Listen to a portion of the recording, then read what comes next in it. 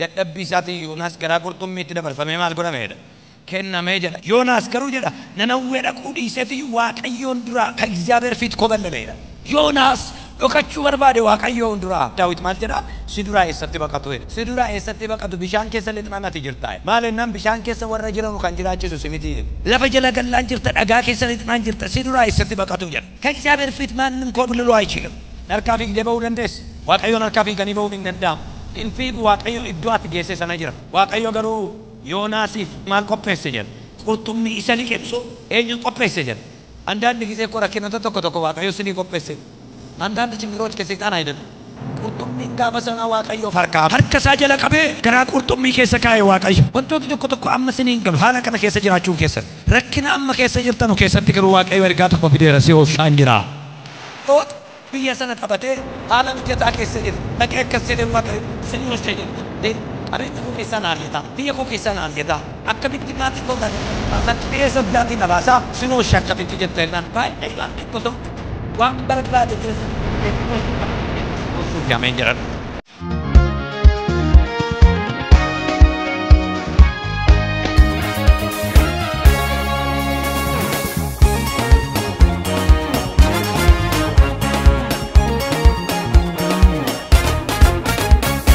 Itti sin kennines itti sin kennus elan nama tokkoof ergaa dhabuun kaleessas itti sin kennine arras itti sin kennu boris itti sin laadhu jedha.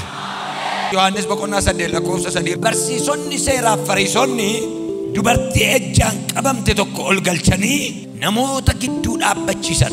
Yesuusiin immoo yaa barsiisaa dubartiin kun utuu ejjitu qabamte Museen seera isaa keessatti dubartoota akkasii barbaannee qabnee dhagaadhaan reebnee akka ajjeesnuuf nu abboomeera. Egaa ati immoo maal jettaattiin jedhan. Isaan waan lamaa fi kanaan qabanii Yesuusiin hadheessuudhaaf akkas jedhanii isa qoran. Gadi jedhee lafatti caafeetu isaan garuu ittuma dabalee silana zannasuuti ilaala afaan Amaariffaa. Ol jedhee isin keessaa namni dadhabina hin qabne yookaan cubbuu hin qabne dhagaa kana fuudhee isheetti darbatu. Gadi jedhee lammaffaa lafatti caafee isaan kana dhagaanii jaartoliidha amma warra kaanitti tokkoon ba'anii adeeman. Dubartittiinis Yesuus biratti hafte. Yommus Yesuus ol jedhee dubartiin ana meerre isaan namni tokko iyyuu isa jedhe sirratti raawwanne sheraan jedhe. Isheen immoo na biratti namni yaa gooftaa koo jettee deebistee. Kanarratti Yesuus anis sitti hin faradu dhaqii har'aa jalqabdee garuu cubbuu hin hojjetin jedhee. Ameen jedhaa dabalaate. Harka keetiin nama si bira jiru qabiitii itti sillaannes itti sillaatus jedhi maaloo. Kutaa kana keessatti Yesuus Kiristoos lafarra yeroo ture amalli isaa eenyummaan isaa waaqayyummaan isaa hin mul'ata ture. Isa irra jireessaan kan mul'atu garuu araara isaa ture. Irra jireessaan kan mul'atu garuu namaaf oo'uu isaa ture. Waan namoonni bira darban bira hin darbu. Isa namoonni gatanii gad jedhee lafaa kaasa. Isa namoonni nama hin jenne duuti maaliif mucaa kana bira darbe isa isaan jedhanii eegan inni garuu gadi jedhee qabeetu jireenyatti dabala ture. Har'as sagantaa kanaan qabatee si ajjeesuun barbaadu si fayyisee tooratti si deebisuu barbaada Waaqayyo. Yesuus Kiristoos amala isaa kanatu beekama. Musee nama Waaqaa gaditti sodaatamu dubbiin arraba isaatii gara bitaatti gara mirgaatti kan irraan jedhamne. Wanti Museen caafe waan Waaqayyo caafedha. Wanti Museen dubbate waan Waaqayyo dubbatedha. Amananii fudhatu. Bara Musee namni cubbuu baay'inaan hin hojjetu. Why? Because yoo nama rukutte irrukutamta. Yoo gurra murte gurra kee cita. Gaafuma gurra namaa murtu gurra keessa tokkoon nagaa dhaamaati. Gaafa nama ajjeestu atis akka duutu ofitti maati. Ijji ba ijji no. Kanaaf namoonni harkatti kaffalama waan ta'eef seera Musee kana baay'isanii sodaatu Waaqayyoon caala. Museen ofii isaatii hin jiru. Wanti inni dubbate garuu jira. Wanti inni barreesse jira. Ofii isaatii garuu hin jiru. Wanti inni barreesse keessaa tokko dubartii ejjituun haa ajjeefamtu dhagaadhaan kan jedhudha. Dubartiin kun utuu ejjitu qabamte otoo hin taane ejjituu ta'uu ishee beekamaadha. Yeroo baay'ee dubartii irratti kan fokas godhame ejjummaan caafamee jiru. So dubartii kanaaf Yesuus Kiristoos bira kan fidaniif waan tokko Yesuus Kiristoos gara laafessa Museen seera isaatiin gara jabeessa. Dhagaadhaan rukutaa ajjeesaa jennaan Yesuus Kiristoos akka inni hin ajjeesisne beeku jira. Yesuus lafa kanarratti nama tokkoyyuu ajjeesisee hin beeku du'eefii malee. Waan ittiin isa hadheessanu barbaadu maaliif hin geessina. No yoo jedhe Museedhaan faallaa waan ta'eef namichi kun isa Waaqayyoon arrabsedha jennee hin qabanna. Tole yoo jedhe immoo nutti dabalama atis akkuma keenya seera biraan qabdu seera keenyatti galta jennee qabanna jedhanii duuka deemu. dubartii kana geessanii dura isaa dhaaban. Dubartii kana geessanii gaafa isa dura dhaaban gooftaa Yesuus Kiristoos gad jedhee barreesse. Namoonni gara Yesuus kana dhufanii dubartiin kun maal taatu jedhu. Haduutu dhagaadhaan dhaamtu, ajjeefamtu, haduutu like akka nama mana xonqaayii deeme irratti dubbatu ture. Yesuus Kiristoos garuu akkas jedhe. Sin keessaa jedhe dogoggoree hin beeku kan jedhu. Argitanii amma waan inni jedhaa jiru. Yoo in dogoggorre jettee rukutte dogoggora keetu sirraa ba'ee mul'ata. Dogoggorri kee gaafa ba'ee mul'atu atis akka dubartii kanaa moo rukutamtee duuta. Dogoggora ofii isaanii dhoksanii dogoggora kee saaxiluudha kaayyoon isaanii. Kanarraa kan ka'e dubartittii qullaa dhaabanii ofii isaaniitii garuu uffatanii dhaabatu. Yesuus Kiristoos qullaa namaa dhoksa. Ameen jira. Akka nama ofii isaa dhoksuutti wayyaa isinitti uwwisee sin dhokse Yesuus harka keessan ol kaasaati si'a meeqana dhoksiteedhaanii maaloo. Hannee nu dhokse, sobnee nu dhokse. Ofii isaatii qimmiiduu yoo ta'e na qimmiide, ofii isaatii gorsuu yoo ta'e na gorsee, itti nallaanne ofiif na gorsee namni jedhu namni tokko yoo mana kana jiraate, itti nallaanne ofiif na qaqqabe kan jedhu namni tokko yoo jiraate, iyyaati si'a meeqana dhoksiteedhaanii maaloo dabalaati. Akka jedhu Waaqayyo itti sillaannes itti sillaadhus jedhama.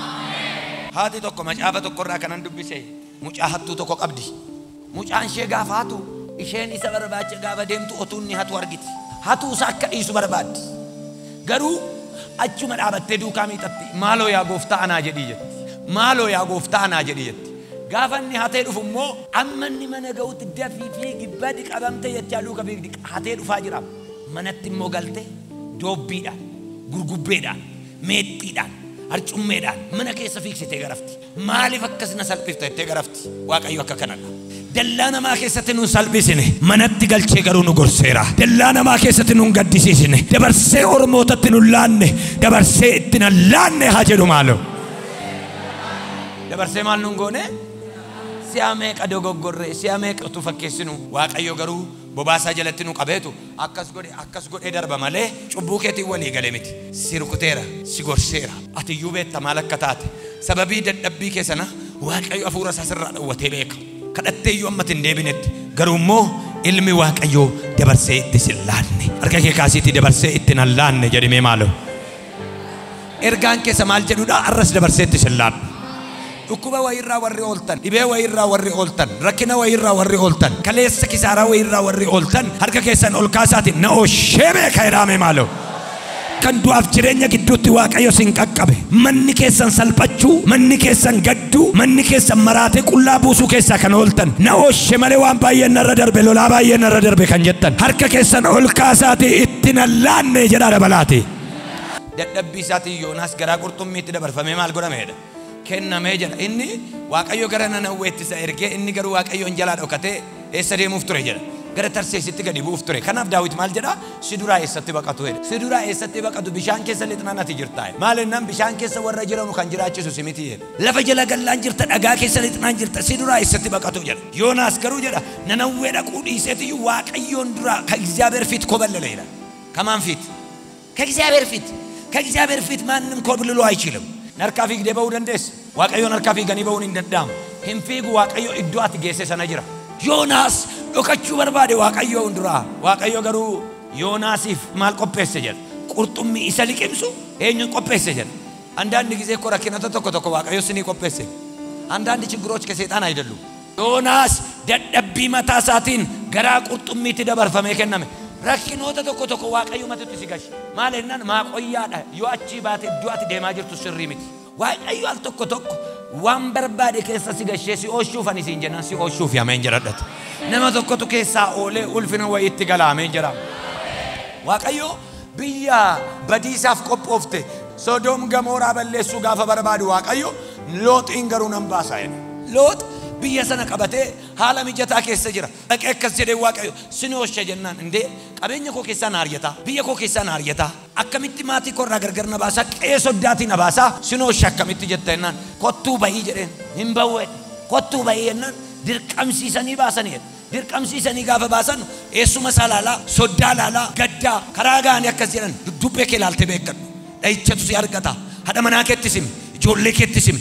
Booda kee laallaan hinduutaa si oolchuu barbaadaa jennaan horii koo gateemu, qe'ee koo gateemu, nibrata koo gateemu si oolchuufanii meeyyati na ooshuuf jedhame maaloo dabala na ooshuuf jedhame maaloo samboodde namichi kun didee harkifate kan jedhu macaafa qulqulluu irratti barreeffame ba'uu didee maalirraa kan ka'e jedha baay'ina qabeenya isaarraa kan ka'e baay'ina firoota isaarraa kan ka'e ba'uu jibbee hin harkifate jedha waaqayyo immoo mandarichatti akka inni du'u hin barbaanne hin sardaniin kan jedhu caafamee jira ergamoonni waaqayyo sardanii otuu inni ba'u hin sardanii kan jedhamtu kun olii gad darbataa kabalaa rukutaa baasanii gibbii sana keessa kan isaa gale booddeedha erga biyyi badde erga biyyi gubate wantooti tokko tokko amma siniin galu haala kana keessa jiraachuun keessan rakkina amma keessa jirtanu keessatti garuu waaqayyo ergaa tokko fideera si ooshaan jira maal keessa akka jirtanu hin beeku garuu waaqayyo du'a si ooshaa jira maal keessa akka teessee ameen jedhaa jirtu hin beeku garuu waaqayyo salphina si ooshaa jira Yoonaas garaa qurxummii keessa arakkatu iyyuu malee waaqayyo maal oolchaa jira